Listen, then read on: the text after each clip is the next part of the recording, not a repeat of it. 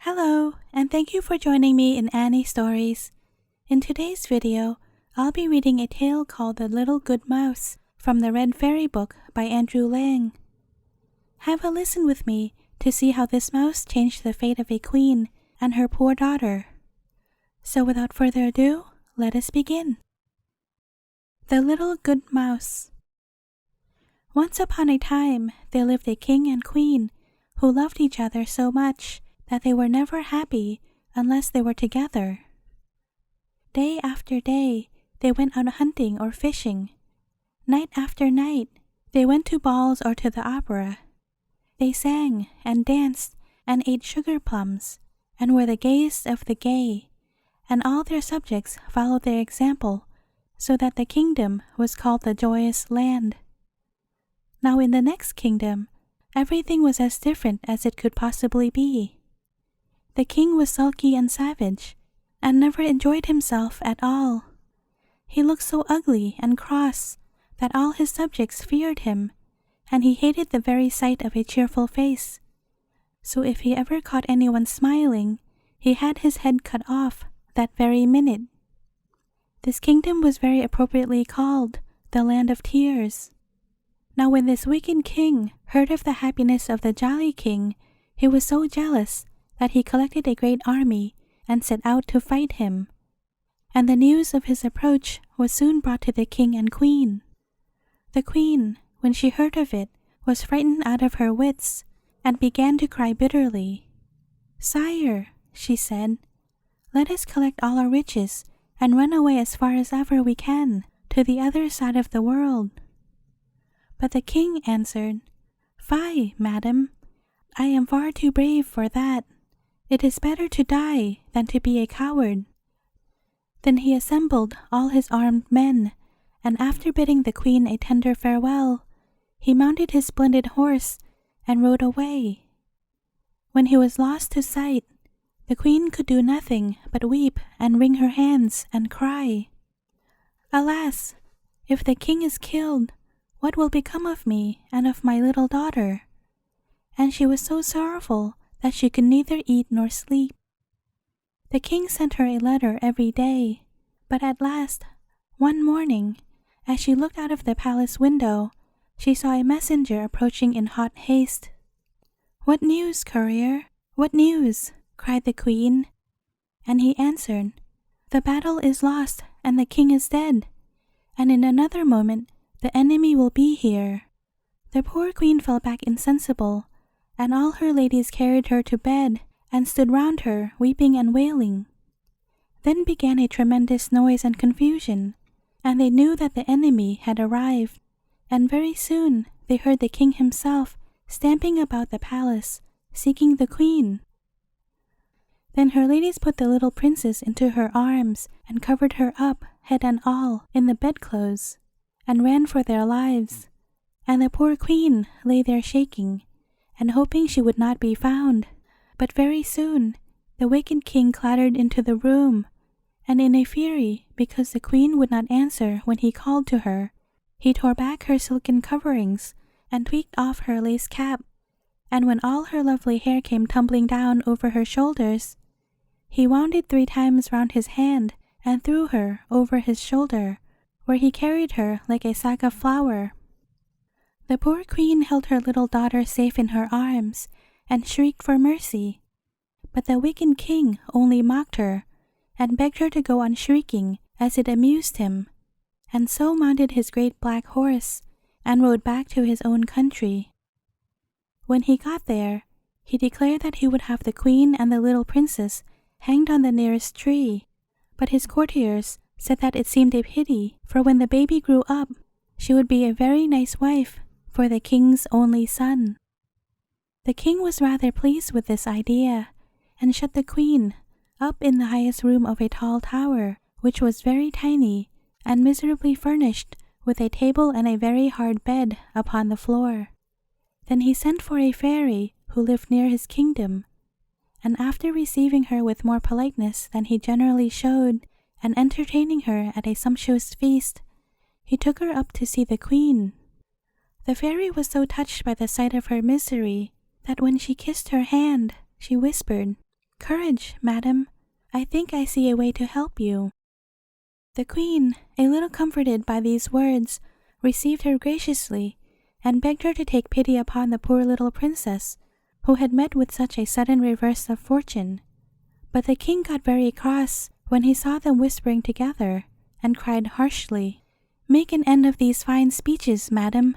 I brought you here to tell me if the child will grow up pretty and fortunate." Then the fairy answered that the princess would be as pretty and clever and well brought up as it was possible to be. And the old king growled to the queen that it was lucky for her that it was so, as they would certainly have been hanged if it were otherwise. Then he stamped off, taking the fairy with him and leaving the poor queen in tears. "How can I wish my little daughter to grow up pretty if she is to be married to that horrid little dwarf, the king's son?" she said to herself. "And yet, if she is ugly, we shall both be killed. If I could only hide her away somewhere, so that the cruel king could never find her." As the days went on, the queen and the little princess grew thinner and thinner, for their hard-hearted jailer gave them every day only 3 boiled peas and a tiny morsel of black bread, so they were always terribly hungry. At last, one evening, as the queen sat at her spinning wheel, for the king was so avaricious that she was made to work day and night, she saw a tiny pretty little mouse creep out of a hole and said to it, "Alas, little creature, what are you coming to look for here? I only have 3 peas for my day's provision, so unless you wish to fast, you must go elsewhere." But the mouse ran hither and thither, and danced and capered so prettily that at last the queen gave it her last pea, which she was keeping for her supper, saying, "Here, little one, eat it up. I have nothing better to offer you, but I give this willingly in return for the amusement I have had from you." She had hardly spoken when she saw upon the table a delicious little roast partridge and 2 dishes of preserved fruit. "Truly," she said, "a kind action never goes unrewarded." And she and the little princess ate their supper with great satisfaction, and the queen gave what was left to the little mouse. The next morning came the jailer with the queen's allowance of 3 peas, which he brought in upon a large dish to make them look smaller. But as soon as he set it down, the little mouse came and ate up all 3, so that when the queen wanted her dinner, there was nothing left for her. Then she was quite provoked and said, "What a bad little beast that mouse must be! If it goes on like this, I shall be starved." But when she glanced at the dish again, it was covered with all sorts of nice things to eat, and the queen made a very good dinner and was gayer than usual over it. But afterwards, as she sat at her spinning wheel, she began to consider what would happen if the little princess did not grow up pretty enough to please the king, and she said to herself, "Oh, if I could only think of some way of escaping."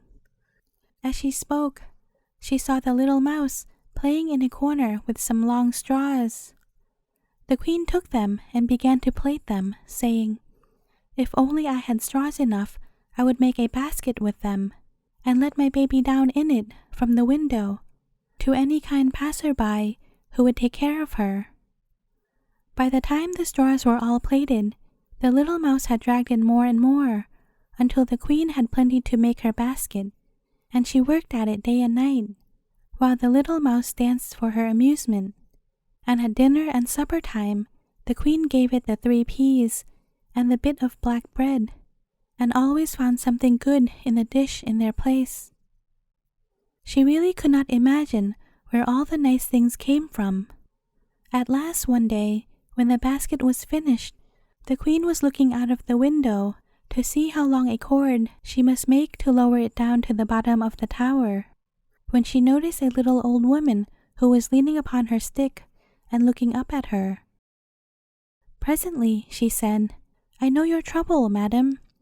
If you like, I will help you." "Oh, my dear friend," said the queen, "if you really wish to be of use to me, you will come at the time that I will appoint, and I will let down my poor little baby in a basket. If you will take her and bring her up for me, I will reward you splendidly." "I don't care about the reward," said the old woman, "but there is one thing I should like. You must know that I am very particular about what I eat, and if there is one thing that I fancy above all others, it is a plump, tender little mouse. If there is such a thing in your garret, just throw it down to me, and in return I will promise that your little daughter shall be well taken care of." The queen, when she heard this, began to cry, but made no answer, and the old woman, after waiting a few minutes, asked her what was the matter. "Why," said the queen, "there is only one mouse in this garret, and that is such a dear pretty little thing that I cannot bear to think of its being killed." "What?" cried the old woman in a rage. "Do you care more for a miserable mouse than for your own baby? Goodbye, madam. I leave you to enjoy its company, and for my own part, I thank my stars that I can get plenty of mice without troubling you to give them to me." And she hobbled off, grumbling and growling. As to the queen, she was so disappointed that, in spite of finding a better dinner than usual, and seeing the little mouse dancing in its merriest mood, she could do nothing but cry. That night, when her baby was fast asleep, she packed it into the basket and wrote on a slip of paper, "This unhappy little girl is called Delicia."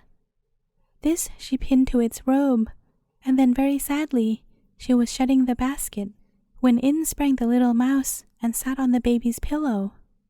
"Ah, little one," said the queen, "it cost me dear to save your life. How shall I know now whether my Delicia is being taken care of or not? Anyone else would let the greedy old woman have you and eat you up, but I could not bear to do it." Whereupon the mouse answered, "Believe me, madam, you will never repent of your kindness." The queen was immensely astonished when the mouse began to speak, and still more so when she saw its little sharp nose turn to a beautiful face, and its paws to hands and feet. Then it suddenly grew tall, and the queen recognized the fairy who had come with the wicked king to visit her. The fairy smiled at her astonished look and said, "I wanted to see if you were faithful and capable of feeling a real friendship for me, for you see, we fairies are rich in everything but friends, and those are hard to find." "It is not possible that you should want for friends, you charming creature," said the queen, kissing her. "Indeed it is so," the fairy said. "For those who are only friendly with me for their own advantage, I do not count at all. But when you cared for the poor little mouse, you could not have known there was anything to be gained by it. And to try you further, I took the form of an old lady whom you talked to from the window, and then I was convinced that you really loved me." Then, turning to the little princess, she kissed her rosy lips 3 times, saying, "Dear little one, I promise you that you shall be richer than your father, and shall live 100 years, always pretty and happy, without fear of old age and wrinkles." The queen, quite delighted, thanked the fairy gratefully, and begged her to take charge of the little Delicia and bring her up as her own daughter. This she agreed to do, and then they shut the basket and lowered it carefully, baby and all, to the ground at the foot of the tower. The fairy then changed herself back into the form of a mouse, and this delayed her a few seconds, after which she ran nimbly down the straw rope, but only to find, when she got to the bottom, that the baby had disappeared. In the greatest terror, she ran up again to the queen, crying, "All is lost! My enemy, Cancaline, has stolen the princess away. You must know that she is a cruel fairy who hates me, and as she is older than I am and has more power, I can do nothing against her. I know no way of rescuing Delicia from her clutches." When the queen heard this terrible news, she was heartbroken, and begged the fairy to do all she could to get the poor little princess back again. At this moment, in came the jailer, and when he missed the little princess, he at once told the king who came in a great fury, asking what the queen had done with her. She answered that a fairy, whose name she did not know, had come and carried her off by force. Upon this, the king stamped upon the ground and cried in a terrible voice, "You shall be hung! I always told you you should." And without another word, he dragged the unlucky queen out into the nearest wood, and climbed up into a tree to look for a branch to which he could hang her. But when he was quite high up, the fairy who had made herself invisible and followed them gave him a sudden push, which made him lose his footing and fall to the ground with a crash, and break 4 of his teeth, and while he was trying to mend them, the fairy carried the queen off in her flying chariot to a beautiful castle, where she was so kind to her that but for the loss of Delicia, the queen would have been perfectly happy. But though the good little mouse did her very utmost, they could not find out where Cancaline had hidden the little princess. Thus 15 years went by, and the queen had somewhat recovered from her grief, when the news reached her that the son of the wicked king wished to marry the little maiden who kept the turkeys, and that she had refused him. The wedding dresses had been made nevertheless, and the festivities were to be so splendid that all the people for leagues round were flocking in to be present at them. The queen felt quite curious about a little turkey maiden who did not wish to be a queen, so the little mouse conveyed herself to the poultry yard to find out what she was like. She found the turkey maiden sitting upon a big stone, barefooted, and miserably dressed in an old coarse linen gown and cap. The ground at her feet were all strewn with robes of gold and silver, ribbons and laces, diamonds and pearls, over which the turkeys were stalking to and fro, while the king's ugly disagreeable son stood opposite her, declaring angrily that if she would not marry him, she should be killed. The turkey maiden answered proudly, "I never will marry you. You are too ugly and too much like your cruel father. Leave me in peace with my turkeys, which I like far better than all your fine gifts." The little mouse watched her with the greatest admiration, for she was as beautiful as the spring, and as soon as the wicked prince was gone, she took the form of an old peasant woman and said to her, "Good day, my pretty one. You have a fine flock of turkeys there." The young turkey maiden turned her gentle eyes upon the old woman and answered, "Yet they wish me to leave them to become a miserable queen. What is your advice upon the matter?" "My child," said the fairy, "a crown is a very pretty thing, but you know neither the price nor the weight of it." "I know so well that I have refused to wear one," said the little maiden, "though I don't know who was my father or who was my mother, and I have not a friend in the world." "You have goodness and beauty, which are of more value than 10 kingdoms," said the wise fairy. "But tell me, child, how came you here, and how is it you have neither father nor mother nor friend?" "A fairy Cancaline is the cause of my being here," answered she, "for while I lived with her, I got nothing but blows and harsh words, until at last I could bear it no longer, and ran away from her without knowing where I was going. And as I came through a wood, the wicked prince met me and offered to give me charge of the poultry yard. I accepted gladly, not knowing that I should have to see him day by day. And now he wants to marry me, but that I will never consent to." Upon hearing this, the fairy became convinced that the little turkey maiden was none other than the Princess Delicia. "What is your name, my little one?" said she. "I am called Delicia, if it please you," she answered. Then the fairy threw her arms round the princess's neck and nearly smothered her with kisses, saying, "Ah, Delicia, I am a very old friend of yours, and I am truly glad to find you at last, but you might look nicer than you do in that old gown, which is only fit for a kitchen maid. Take this pretty dress, and let us see the difference it will make." So Delicia took off the ugly cap, and shook out all her fair shining hair, and bathed her hands and face in clear water from the nearest spring, till her cheeks were like roses. and when she was adorned with the diamonds and the splendid robe the fairy had given her, she looked the most beautiful princess in the world. And the fairy, with a great delight, cried, "Now you look like you ought to look, Delicia. What do you think about it yourself?" And Delicia answered, "I feel as if I were the daughter of some great king." "And would you be glad if you were?" said the fairy. "Indeed I should," answered she.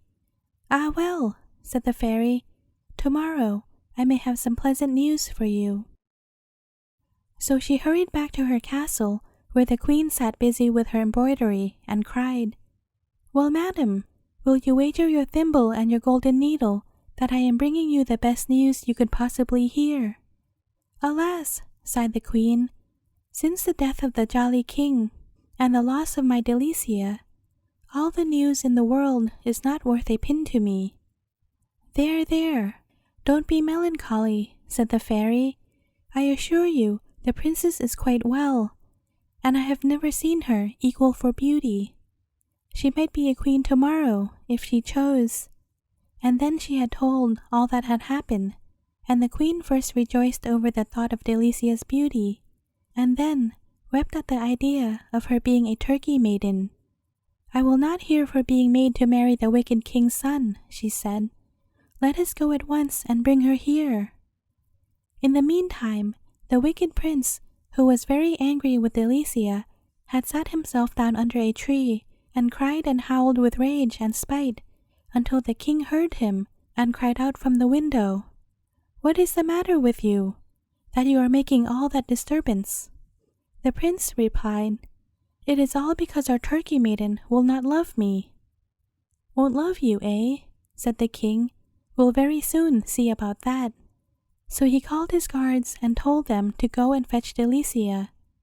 "See if I don't make her change her mind pretty soon," said the wicked king with a chuckle. Then the guards began to search the poultry yard and could find nobody there but Delicia, who with a splendid dress and her crown of diamonds looked such a lovely princess that they hardly dared to speak to her. But she said to them very politely, "Pray tell me, what are you looking for here?" "Madam," they answered, "we are sent for an insignificant little person called Delicia." "Alas," said she, "that is my name. What can you want with me?" So the guards tied her hands and feet with thick ropes, for fear she might run away, and brought her to the king, who was waiting with his son. When he saw her, he was very much astonished at her beauty, which would have made anyone less hard-hearted sorry for her. But the wicked king only laughed and mocked at her, and cried, "Well, little fright, little toad, why don't you love my son, who is far too handsome and too good for you? Make haste and begin to love him this instant, or you shall be tarred and feathered."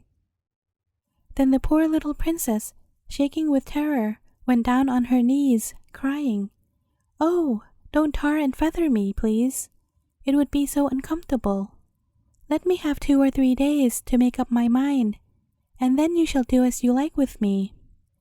The wicked prince would have liked very much to see her tarred and feathered, but the king ordered that she should be shut up in a dark dungeon. It was just at this moment that the queen and the fairy arrived in the flying chariot, and the queen was dreadfully distressed at the turn affairs had taken, and said miserably that she was destined to be unfortunate all her days. But the fairy bade her take courage. "I'll pay them out yet," said she, nodding her head with an air of great determination. That very same night, as soon as the wicked king had gone to bed, the fairy changed herself into the little mouse, and creeping up onto his pillow, nibbled his ear so that he squealed out quite loudly and turned over on his other side. But that was no good, for the little mouse only set to work and gnawed away at the second ear until it hurt more than the first one. Then the king cried, "Murder!" and "Thieves!"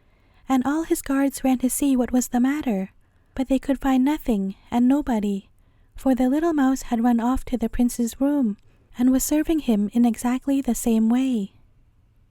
All night long she ran from one to the other, until at last, driven quite frantic by terror and want of sleep, The king rushed out of the palace, crying, "Help! Help!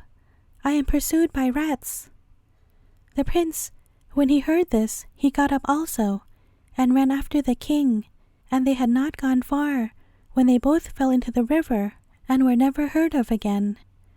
Then the good fairy ran to tell the queen, and they went together to the black dungeon where Delicia was imprisoned.